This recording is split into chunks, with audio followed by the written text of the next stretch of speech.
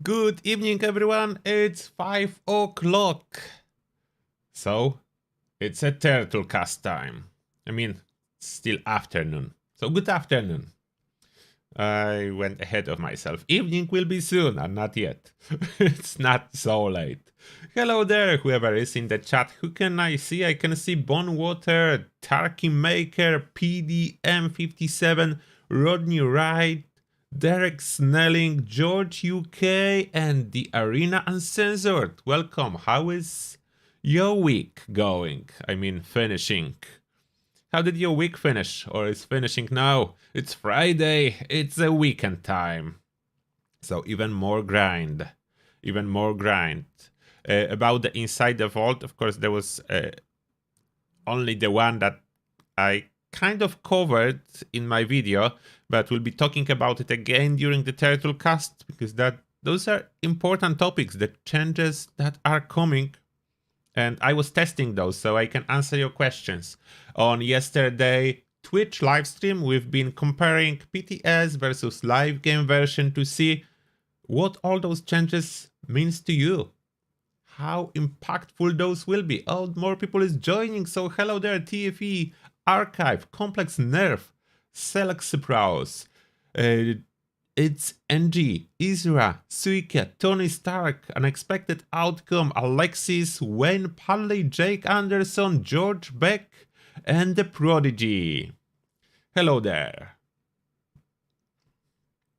Yeah, so the two-shot nerf, it is coming. It is coming. It's not as devastating as it could have been as weapons that you could be mostly concerned about, which is Alien Blaster.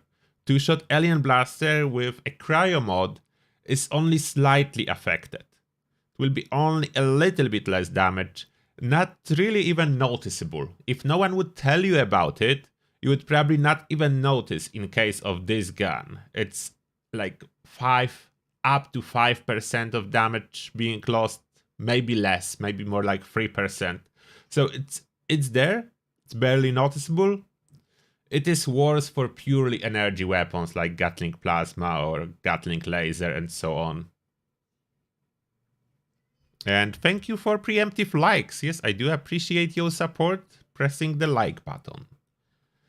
If you did press a dislike button, I don't see it.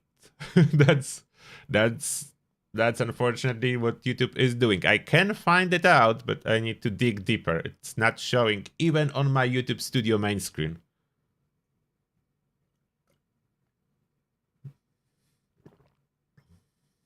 So we trust in our overlords. They always want to protect us from ourselves because we need so much protection. Yeah, it's a little bit of a sarcasm in there. But now back to followed topics.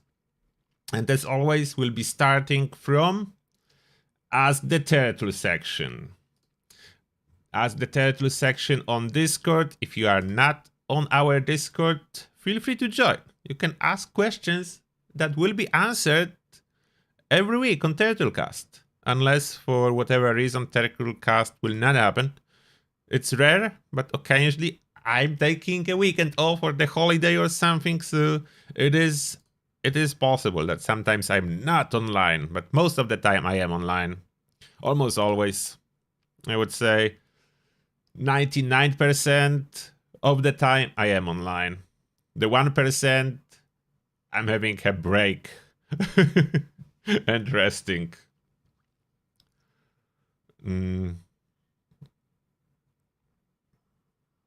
Alright, there we finished. Okay, let me now swap the camera and we go for Ask the Turtle. Here we go. Here we go. Muzzy is first. Hello. Which bobblehead would be better for two-shot Alien Blaster? Energy or explosive? If you want to test it, maybe a small part on future video because Alien Blaster hype right now, I can provide some bobbleheads. Cheers. Okay, that will be probably close. I didn't test it, so I cannot answer 100%. But if I would be to give my shot, I would say explosive. But that's just my guess. as good as yours probably. Testing would be required to figure out which one is actually better. Next, Mr. Kill Jr. Is there a way to break your power armor consistently and complete that weird challenge? That's tough. Breaking power armor is super tough. The power armor is really hard to break. The best way to do it, it's being shot in PvP. I don't know if they patch it, but at least in the past, after you get killed in PvP, as long as you do not respawn and you stay on the ground, someone can keep shooting you and breaking your power armor pieces. So that's the best solution. Of course, you don't want to have too much resist. You want to unequip or damage mitigation perks and lay on the ground and let your power armor be pounded. That's the one way to do it. Oh, someone else is saying that. I didn't even read that yet. Lensima is saying die in PvP, then killer uses an auto weapon to break your power armor pieces while you're dead on the ground. Yeah, auto axe will work great for that reason. So, yeah. So that's the suggestion I had in mind. Next. Omega Blue. Hi, how can I light up the little alien radiation dummy? I think you need to have power connector nearby. That's usually how you light up everything in your camp. Power connector nearby. It cannot be... Oh, by the way, it's odd, but if you just put a power generator by itself, it will not power up anything. You need to attach next to it power connector and draw the cable into the power connector. Yeah, it's very odd and in my opinion stupid. A power generator alone should give energy aura, not only the connector, but it is how it is. Showson is it's saying the same thing. Next, Blinky Poo. Oh, about power armor breaking. Yeah, that's another good suggestion. Only repair to 100%, which means using a regular repair kits. Save them for the challenge. Then break it a little bit, repair again. That's the solution, yes. If you have a lot of regular repair kits, or you will be using a workstation to do it. Next, Wild Carter. What rolls would you suggest for a Gatling plasma, a Gatling gun? What rolls? What do you mean by that? Gatling gun and Gatling plasma. Those both heavy guns. They don't have like specific roles. Gatling plasma is amazing DPS weapon. Gatling gun is the cheapest ammo weapon. So the role, if you mean that is a role, you would use Gatling plasma for DPS and Gatling gun to do the ammo saving versus weak enemies. Woki Sparko GTR. What is the best ammo to craft for farming trade in the ammo crafter? 50 cal? And what's better? Blooded 50 cal, blooded light machine gun, quad light machine gun? So I recently did a video about light machine gun and compare it to 50 cal, so I think that answers this question. And I do like quad light machine gun for the DPS purposes, but yeah, it depends what you want to use it for. So those guns are not, one is not better than the other, those are different. And farming trade in the ammo crafter. And I'm not sure if you want to sell to players. If you want to sell to players, you can craft 45s. There's a lot of fixer users. You have a good chance to sell 45 or 308 for people using light machine gun. If you want to use ammo exchange machine, then you craft 2mm. That's the most popular option, and then exchange it. Next, Spoo. Hello Turtle. Do you have a certain amount of steam packs, chems, etc. that you always keep? I'm wondering myself what a good amount would be to perhaps lighten my carry weight, thanks. So the amount that is usually required for your gameplay will depend if you are running Born Survival. If you are running Born Survival, I would keep at least 50. If you are manually using it, 20 will do it for most builds. You will still need to account for it. How badly are you being damaged when you play? But you don't need too many. As enemies drop a lot. So if you loot, you accumulate a lot. I always over accumulate stimpaks. So to be honest, you don't need many. Next, Mr. Kill Jr. again. Oh, the other question was about legendary rolls.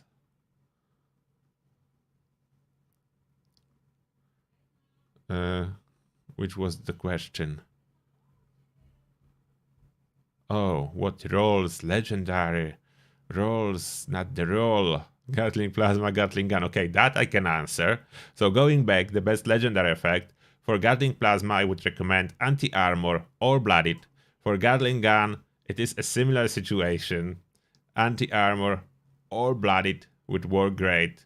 Those two are usually my go-to because anti-armor is super universal. Blooded gives usually the best DPS, but you need to be low health. And of course, anything like aristocrats, junkies, give a decent amount of bonus damage for full health builds. For the second star, it will be always faster fire rate in case of those guns. Eventually, if you want to save ammo damage while aiming.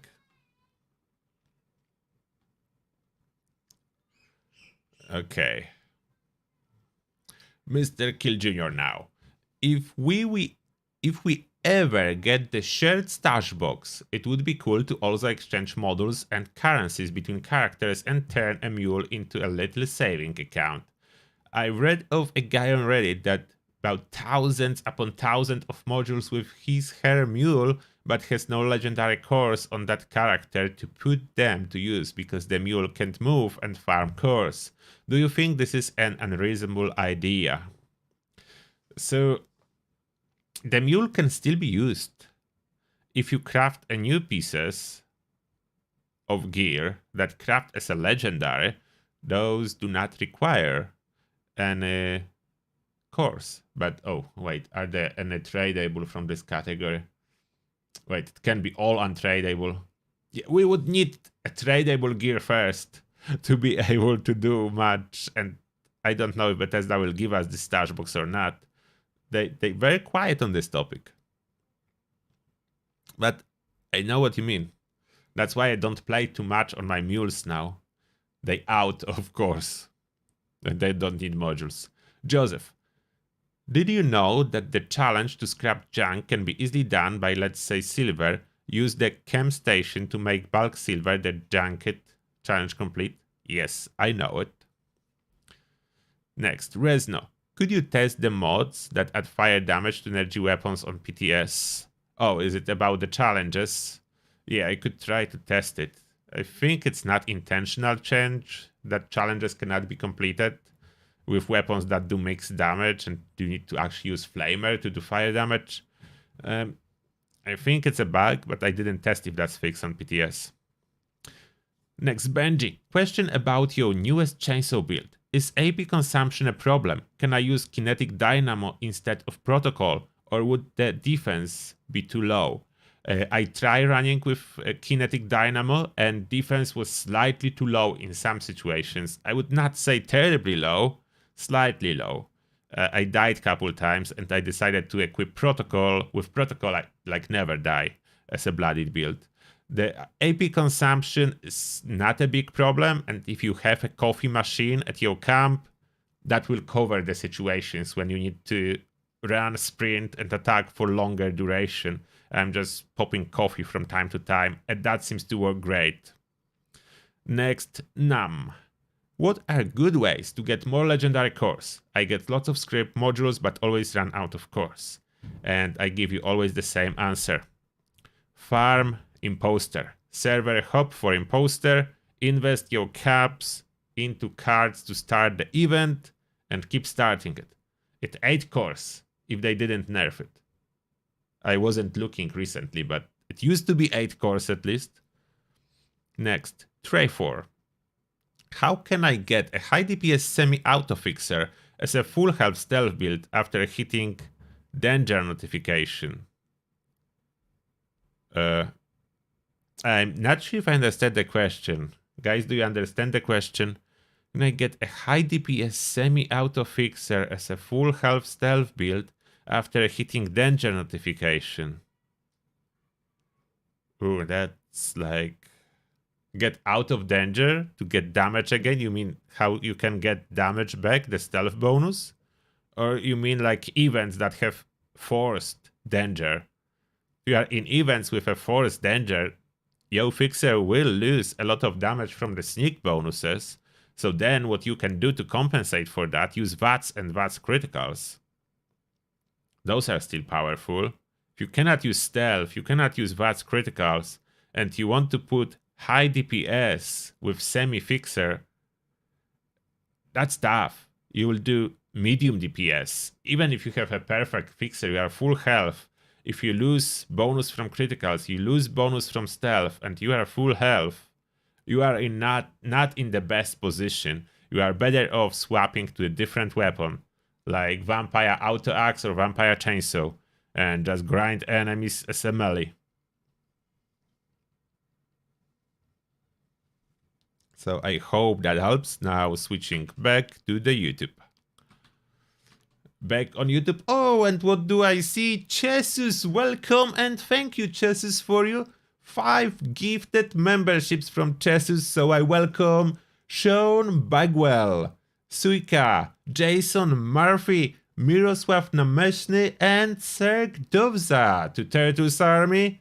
May the shell be with you guys, and thank you to Chesus for you.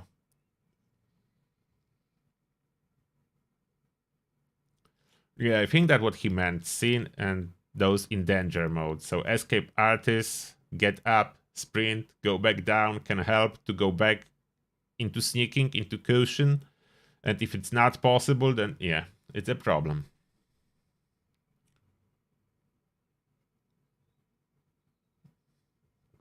Swing speed is currently dead on automatic melee weapons. It doesn't do anything. Bethesda made it dead, and as soon as they made it dead, they restore it for the auto axe to be rolled as a legendary. That was a very bizarre move for me. I don't understand it, but that is what they did. They made it redundant by giving auto access and chainsaw ultimate attack speed in first and third person, and they said that it can drop again because it does nothing again. Like that was, yeah, thank you, I guess. I don't know.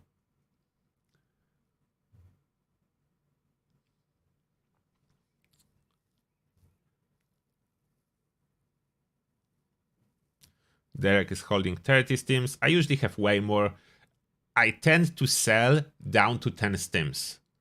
Going back to the stim pack topic, because I accumulate stim packs as I play. So if I sell and leave only like 10 supers on me, I'm golden, because I will accumulate regular and diluted real fast.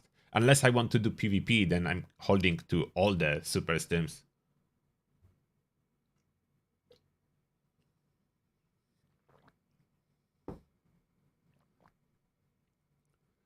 Okay, Tokyo Blitz is confused. What are you confused about? Are energy weapons across the board getting a nerf? No. Okay, we'll go to this article from Bethesda. We'll go again over some points, and this is Turtlecast, so I can talk more. Therefore, I can stop and discuss the topics about the next update what Bethesda posted on Inside the Vault. So let's go there.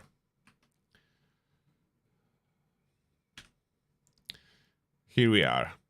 Once in a blue moon, PTS highlights an update log. And it says, we reopened the public test server to share an early look at our upcoming Once in a Blue Moon update for Fallout 76, which is currently planned for release this summer. They didn't set here, but on the calendar we have the month, so it's June. We hope you will join us in testing out 2 brand new public events featuring new cryptids, and then share your feedback and bug reports with us in the Bethesda Studio Discord server. Join the PTS, so it says here how to join. Shortcut, you need a Steam and you must be on PC, and you need to have plenty of space as you will install Fallout 76 again. The testing version of Fallout 76, the test server requires a separate installation. It's totally not connected with the live game. That's just quick recap. Once in a Blue Moon. Our Once in a Blue Moon update arrived this summer, June, introducing 2 brand new public events and 2 new cryptids. Every 20 minutes, one of the following public events will appear on the map. And I did a lot of those so far. Blue Ridge has renovated the Middle Mountain cabins. I think we read those descriptions. So basically, this one related to Blue Ridge. Middle Mountain cabins, whole location is redone. And all you do there is a wave defense. So first, you repair the speaker system. Then enemies keep coming in the waves, different creatures. You keep fighting them. And at the grand finale, you have new cryptid, werewolf kind of guy. Then there is Beast of Burden, and this is important one. This is the one we want. This is about this Luca Costa. Need help because there are cultists, and you basically what you do there, you place explosive, you load the Brahmins with cargo, and the fun start at that. In the meantime, you fight some cultists, and then the fun starts. The finale is huge. Angry turtle jumping on the scene, and they ask you to defeat it. I was trying to convince players on PTS with emojis many times to don't shoot at big turtle. No one ever listened, and they always killed it. So yeah. I need to do it solo in order to keep it alive. I'm curious what happened if you don't shoot the turtle on this event and let it live. You probably failed the event. What happens with the turtle, that's a mystery for now. Additional improvements. In addition to the Once in a Blue Moon content, we've made a few other adjustments to the base game. And there is the changes to expeditions. So as I talk about it, no charge. The battery for expedition scrapped. Fuel quests redone for regular daily quests. I mean, redone. That you do the same thing, but just one quest will activate per day, and you do it as a regular daily quest. Then, that's actually, after talking with players, exactly like it is now. So that's not a change. So I have no clue why this is in here.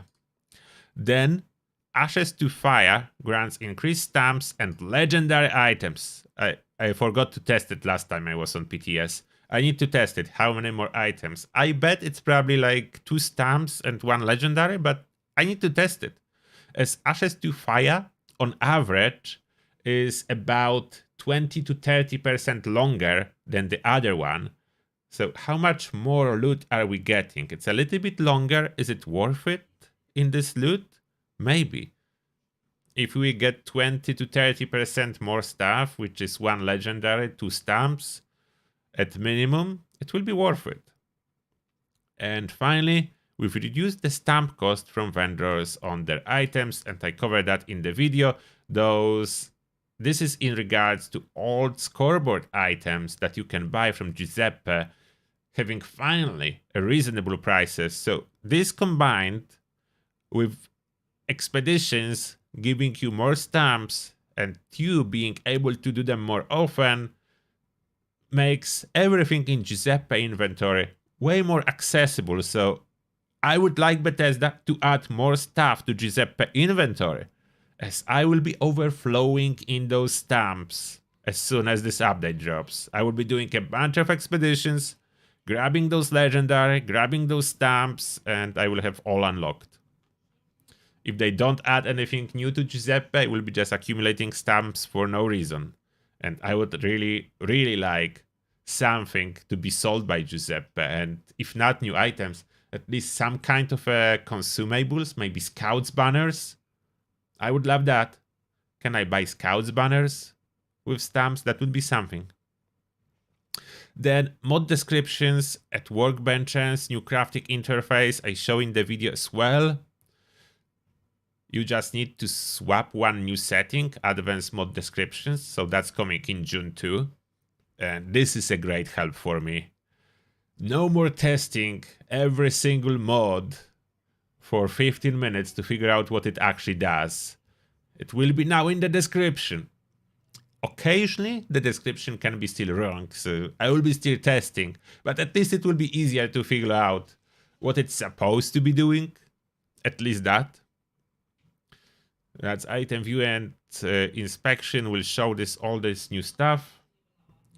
So we can see that. Oh, I didn't change the camera? I was sure I did. Oh, wow. Not working, not working. Ah, come on, it shouldn't be this camera. Why is it not? Oh. Okay, sorry about that. You can see me all the time when I'm supposed to show you the screen with those notes. Ah, terrible. Terrible. Oh, Brian Redfern. Thank you a lot for $3, Brian. Thank you, I appreciate that. So that's what I'm looking at. My apologies. My camera swap shortcut is not working again. It should change the screen when I press Alt and number from 1 to 4. That's how I set it. I don't know why it didn't work out this time. Need to pay more attention.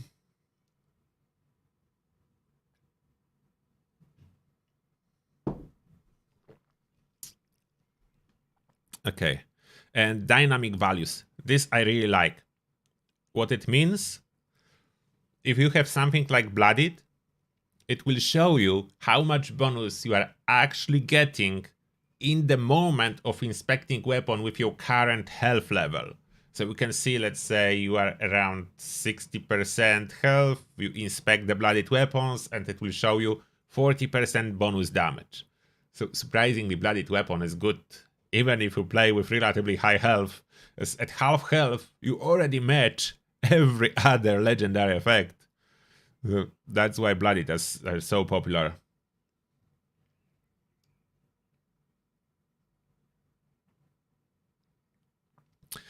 Then balance.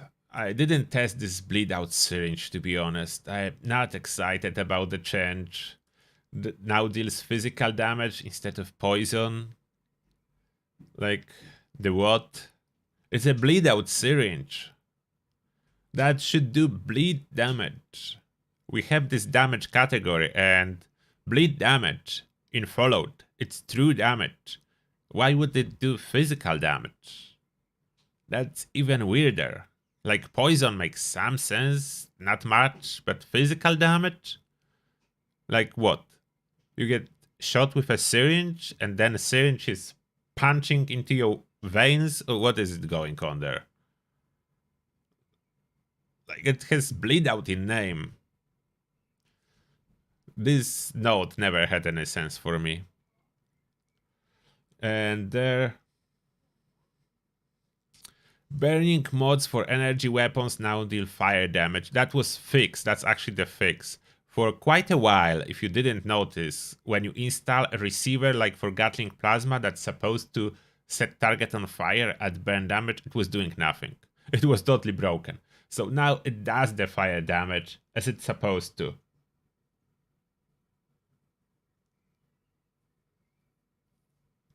And then is the two-shot. Oh, but first, about the bleed out damage and dot effects, if we talk about this topic, like fire damage and so on, there was a discussion on Discord for public test server, and some devs confirmed that they can consider adjusting those effects based on the weapon level.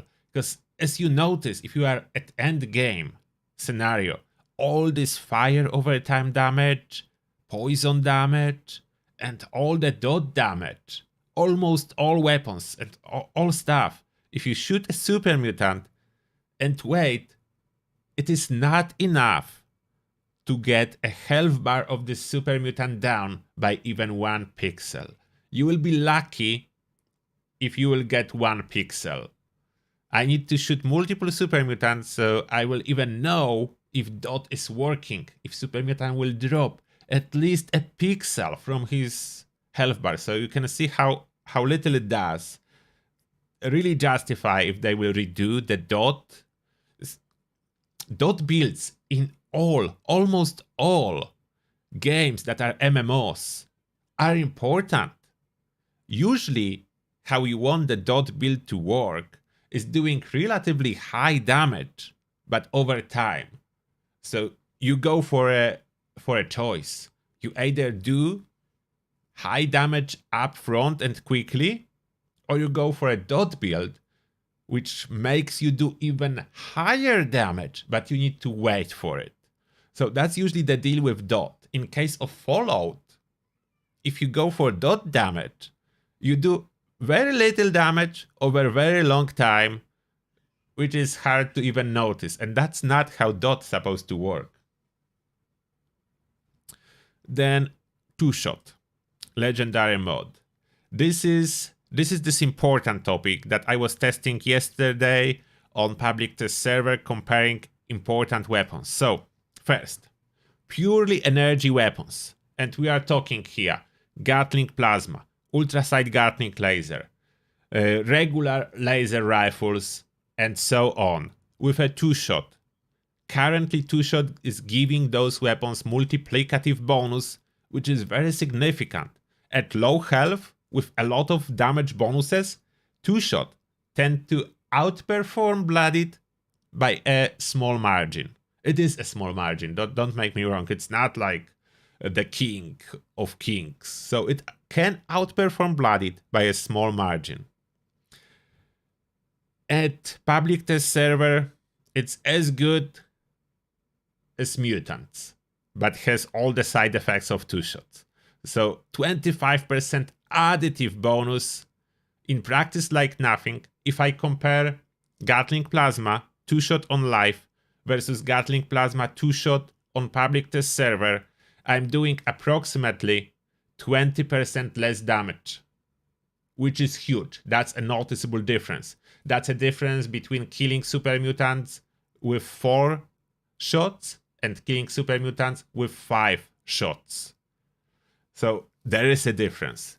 There is a difference. It's quite significant. Then we have mixed weapons, the hybrid. Something like, let's say one example I was testing, plasma caster. It is both ballistic and energy. And this is slightly less affected, but still visibly affected, maybe a little bit less, but you can tell the difference. I would say maybe 15%, 10 to 15% damage drop for this weapon. And then we have very popular weapons like Alien Pistol. The Alien Pistol, very popular since I made a video about it. And it is super fun to use. Good news here is, even though the energy portion of this gun is affected, the main damage from Alien Pistol, main damage when you have two shot, comes from the snowball effect that is a cryo, which is elemental damage. For purposes of Fallout, elemental damage is not energy damage. So elemental portion of damage is not affected. And snowball effect was not changed at all, which means in practice, you will probably not notice the difference in damage. The difference is less than 5% in your DPS. So it's very little, and two-shot remains the most powerful prefix for Alien Pistol after this patch. At least how it is now on public test server. So that's not being changed. Two-shot Alien Blaster will still dominate. It will be still really good. I was testing it. Still wrecks everything you shoot. So that's good news. And then about the cryolator with snowballs, modded for snowballs. This gun is not affected at all because this is elemental damage. Two-shot acts exactly like it always was. And I think it's still broken if you use a flame mod, so no two-shot for flamers. And that's a good news. And one little bonus information, I don't know why, even though Cryolator is doing exactly the same damage, PTS, and live game servers, on public test server, on PTS, it is showing higher damage in a Pip-Boy, which is quite unexpected for me. I don't know why. It is showing a little bit higher damage in a Pip-Boy, I would say like 10% or so, a little bit over 10% higher damage on the weapon card, on the PTS than on live, even though the actual damage output is not affected. It's exactly the same gun. So I hope that answers your questions. And then bug fixes. Ship Squad Shard special effect now works correctly. Okay, tell me who's using Ship Squad Shards. Those are very weak and very tough to craft because you need to get Ship Squad to farm it, or some quills that you can farm around the world, but there is not too many. So I don't know who's using that. And then chance to cripple. And what I was able to figure out, some weapons fail to cripple anything. So that's probably what is fixed. And known issues, we don't have any more information about ammo drops changes. So supposedly not intended. How is it? What it does? I don't know. Okay, back to the chat. This time camera swap works. I don't know. Sometimes it does work when I press a shortcut, sometimes it doesn't. Okay, what are we talking in the chat? Yeah, like World of Warcraft Warlocks, hard dots. Yeah, there are builds in almost every MMO that rely on very hard hitting dots. They do stack up quickly and nicely. I mean quickly. You still need to wait a little bit for dot to kill anything. It's not one-shot kill, but it does work.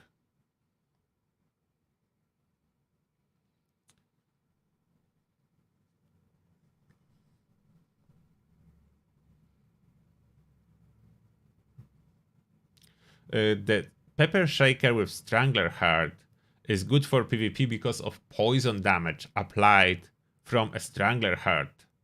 It's not because of its damage, so it's not affected for PvP.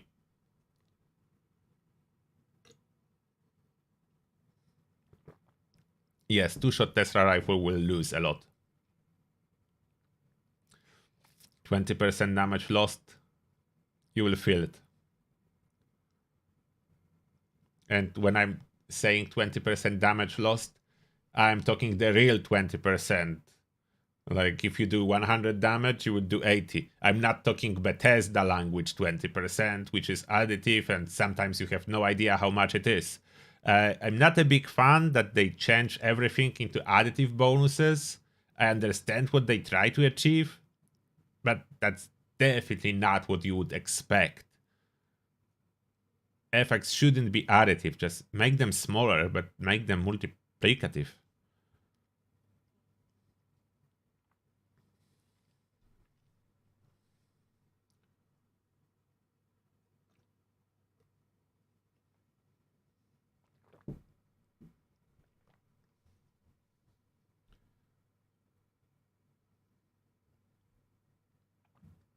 And Tesla is mainly for tagging, so that will still work great. Yeah, I like my big mag. By the way, I'm on my skimmed latte diet. So that's what I'm doing. I'm drinking currently 2 mags of skimmed latte per day. That's my diet. It's my after holiday diet. And it's helping a lot to suppress hunger.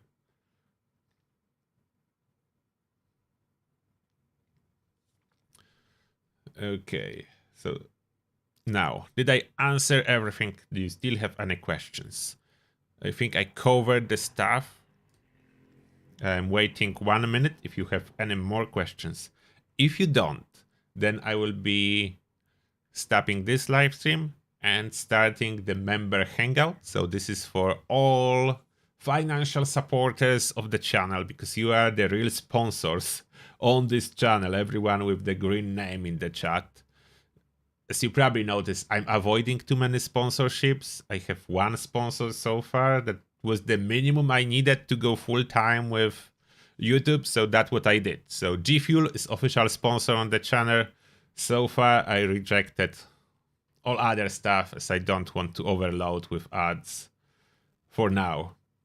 If I can avoid it, I'm trying to avoid it. I'm not guaranteeing the future there would be never a second sponsor and so on, but for now, I don't want to do Raid Shadow Legends ad. It can change. If I would be in any crisis situation, I am not now, so I am not doing anymore. I have just G Fuel.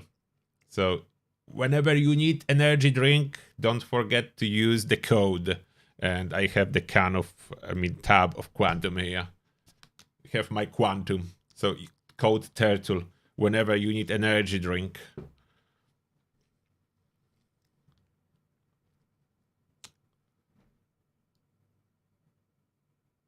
I'm exercising with this coffee cup, and yes, it's heavy, but I'm in shape now, I can handle it.